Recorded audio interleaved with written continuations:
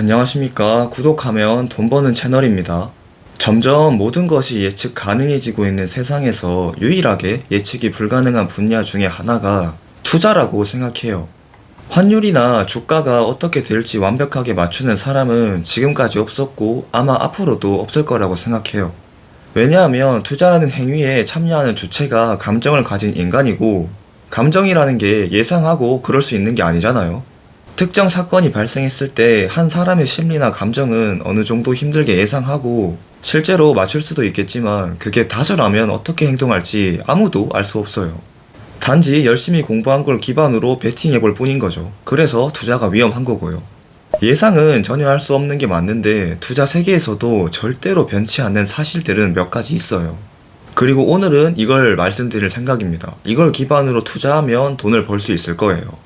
그리고 이걸 알고 있어야 돈을 벌 수 있습니다, 투자로. 저도 적립식으로 투자하는 두 가지가 변할 수 없는 인간의 본능에 투자하는 거라고 이미 말씀드린 바 있고, 실제로 돈을 잘 벌어다 주고 있어요. 이렇게 변하지 않는 사실을 알고 투자에 이용할 수 있으면 참 좋은데, 일단 첫 번째로 경제나 투자는 통제할 수 없고 예상할 수 없다는 겁니다. 이걸 알아야 투자를 할 수 있다고 생각해요. 내가 예측할 수 있다고 믿는 순간 투자는 투기로 변하게 돼 있고, 뭐 어쩌다 돈을 벌 수도 있겠죠, 이렇게 예상하는 방식으로. 그런데 오히려 이렇게 버는 게 장기적으로 더 독이 될 겁니다. 고장난 시계도 하루에 몇 번은 맞는 것처럼 투기가 몇 번 성공하게 되면 점점 큰 돈을 걸게 될 거고, 결국에는 모든 걸 한 번에 잃게 될 거거든요. 그래서 애초에 단타나 이렇게 투기하는 건 돈을 잃는 게 행운이라고 생각해요. SNS 같은 곳에서는 예상할 수 있고 차트를 읽을 수 있다고 하는데, 물론 그럴 수도 있어요. 차트에 인간의 감정이 담기는 것도 일정 부분 동의합니다. 그런데 그걸 할 수 있는 사람은 SNS를 안 할걸요? 돈을 복사할 수 있는데 그걸 안 하고 SNS를 한다라? 저는 사기꾼이라고 봅니다. 영상 시작 부분에서는 인간의 감정 때문에 예상할 수 없다고 말했는데, 이걸 좀 상세하게 말해보자면, 일단은 투자로 돈을 잃고 싶은 사람이 있을까요? 아마 없겠죠. 무슨 변태가 아닌 이상. 이런 이유가 돈을 벌고 싶은 욕망이 행동으로 실천된 게 투자라는 행위잖아요. 그리고 되도록 모든 투자자는 리스크는 지고 싶지 않을 거예요. 리스크를 지더라도 그 크기가 작길 바라는 게 인간의 심리고, 뭐 그렇죠. 요약하자면 돈을 잃고 싶은 사람은 없고 리스크를 크게 지고 싶은 사람도 없다는 이 두 가지 감정을 합쳐서 좀 있어 보이게 말하면, 모든 이익은 취하고 리스크는 단 1%도 취하지 않겠다는 건데, 이런 인간의 심리 때문에 투자나 경제는 예측이 불가능한 겁니다. 이런 인간의 심리랑 경제 시스템이 충돌할 수밖에 없거든요. 내 상황에 맞춰서 금리를 조절해서 이득을 보고 싶지만, 그럼 환율이 망가질 수밖에 없는 걸 생각해 보시면 될 것 같아요. 이득을 취하고 리스크를 지지 않으려는 태도는 경제 시스템이랑 이렇게 충돌을 하는 겁니다. 그러니까 잊지 마세요. 투자 세계에서 예측은 불가능합니다. 이걸 잊지 않고 항상 기억하고 있어야 투자를 할 수 있어요. 그리고 이걸 잊으면 사기를 당할 수도 있습니다. 그래서 아마도 가장 중요하다면 가장 중요한 그런 게 되겠네요. 두 번째는, 경제 위기는 반드시 찾아오지만 극복은 시간이 지날수록 점점 더 빨라진다는 거예요. 이게 정말 중요해요.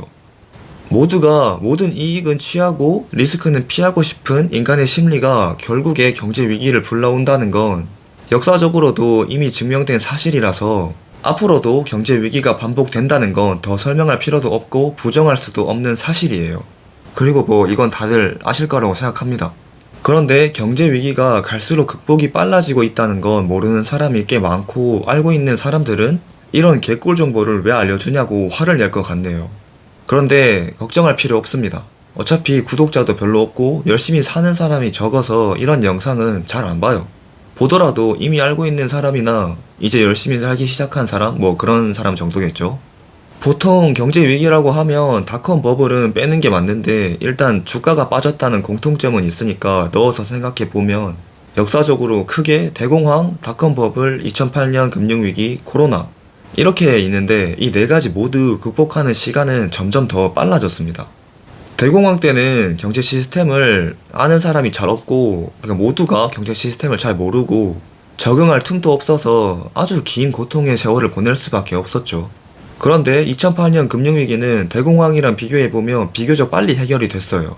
그 이유가 그때 연준 의장이 벤 버냉키라는 사람이었는데, 이 사람이 대공황을 연구한 세계적으로 권위가 있는 그런 경제학 교수였어요. 이 사람이 대공황이 왜 그렇게 길고 고통스러웠을까에 대해서 결론을 내린 게 두 가지 정도가 있는데, 첫 번째는 중앙은행이 시중에 돈을 공급하지 않아서 유동성 문제가 생긴 거고, 두 번째는 금융기관들이 무너지게 방치해뒀다는 거예요. 중앙은행이.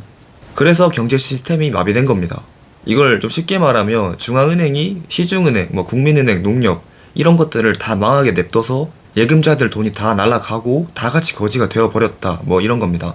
그래서 금융위기가 발생했을 때 버냉키는 대공황 때처럼 같은 실수를 반복하지 않기로 다짐했어요. 이미 잘 알고 있으니까 실행만 하면 됐어요. 그래서 시장에 돈이 마르지 않게 엄청난 유동성을 공급했는데, 이때 생긴 개념이 양적 완화라는 거고, 돈을 헬리콥터에서 뿌린다라고 해서 헬리콥터 밴이라는 별명도 생기게 됐습니다. 그리고 또 유동성을 늘리는 방법에는 금리를 낮추는 것도 있죠. 그래서 시중금리도 0% 수준으로 확 낮춰버렸어요.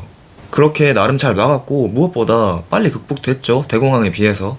그렇게 이제 2022년에 노벨 경제학상까지 받았는데, 이건 알 필요가 없고, 여기서 알아야 될 거는 위기를 겪으면서 인간은 학습을 할 수 있다는 걸 아셔야 돼요.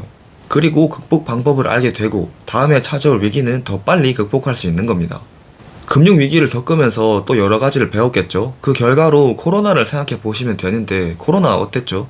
지구가 망할 위기에 처했다고 했는데, 그래서 주가도 미친듯이 폭락했고, 이거 회복까지 1년도 안 걸렸어요. 바로 V자 반등했습니다. 그러니까 위기가 닥치면 인간은 생존을 위해 혁신하고 중앙은행은 더 정교한 대응 매뉴얼을 꺼내 드는 거예요. 이걸 투자에 적용해 보자면 위기는 짧고 상승은 긴 겁니다. 그러니까 위기 상황에서 주가가 폭락하는 게 시스템의 종말이 아니라 일시적인 고장과 수리 과정인 거예요. 이것 때문에 저점 매수가 결국에 큰 수익으로 이어지는 겁니다. 그리고 경험이 쌓인 투자자들은 위기가 찾아와서 시장이 폭락할 때마다 기회를 잡을 수 있었던 거죠. 그래서 어떠한 위기에도 파는 사람이 있으면 사는 사람이 있는 겁니다. 파는 사람은 대부분 평범한 투자자였을 거고, 사는 사람은 이 구조랑 시스템을 아는 그런 노련한 투자자였겠죠. 이게 투자 세계의 두 번째 불변의 진리입니다. 위기는 반복되지만 회복은 더 빨라지고, 그 결과 폭락장은 저점 매수 기회다. 세 번째는 투자보단 약간 사회현상인데 투자랑 연관되어 있어서 말씀드리는 겁니다. 시간이 지날수록 인구는 줄어드는데 돈의 양은 더 많아져요. 이게 진짜 심각한 건데 무슨 말이냐면, 압도적인 부자와 압도적인 빈자만 남을 거라는 거예요. 이거 정말 중요합니다. 아시다시피 돈이 돈을 낳는데 인구는 줄어들고 돈의 양이 갈수록 많아지면 어떻게 되겠어요? 진짜 소수가 다수의 돈을 차지하는 미친 빈부격차의 시대가 찾아올 겁니다. 지금보다 더 심하게요. 우리가 살고 있는 경제 시스템이 유지되려면 통화량이 계속 늘어나야 되고, 그래서 인플레이션이 발생되는 건데 이걸 막을 방법이 없어요. 저희가 살고 있는 자본주의 체제가 이 구조 속에서 돌아가니까요.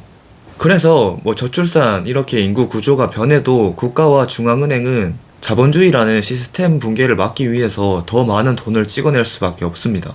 지금 이 순간부터 자본을 쌓아둬야 살아남을 수 있는 이유가 이거고, 이게 시스템의 구조를 알게 된 사람이 악착같이 모으고 투자하는 이유예요. 저도 이걸 알고 나서 열심히 투자하고 돈을 아끼고 그러고 있습니다. 어쩌면 제 세대가 마지막 기회일 수도 있잖아요. 그리고 마지막은 부자는 소수라는 점이에요. 이게 투자에 도움이 되냐고 생각하실 수 있는데 굉장히 도움이 됩니다. 부자가 소수라는 말을 다른 말로 해석해보면, 모두가 투자해서 돈을 벌고 있는 곳에서는 부자가 나올 수 없다는 거예요. 비트코인으로 부자가 된 사람? 네, 있죠. 근데 지금은 없고 앞으로도 없을 확률이 높아요. 이미 돈이 많은 사람이 저점 매수해서 될 수는 있겠죠. 평범한 사람이 비트코인으로 부자가 되는 건 이제 어렵습니다. 왜냐하면 모두가 비트코인을 알고 투자하고 있으니까요. 다수가 몰린 겁니다. 이제 감이 좀 오시나요? 대중을 따라가면 돈을 벌 수 없는 거예요. 벌 수는 있는데 인생을 바꿀 수는 없을 겁니다. 그러니까 대중과 반대로 투자하라는 뜻이고, 지금 현재에 무시받고 있는 시장에 투자하면 돈을 벌 수 있다는 뜻이에요. 이것도 앞으로 절대로 변하지 않을 진리입니다. 부자는 소수일 수밖에 없으니까요. 앞으로도.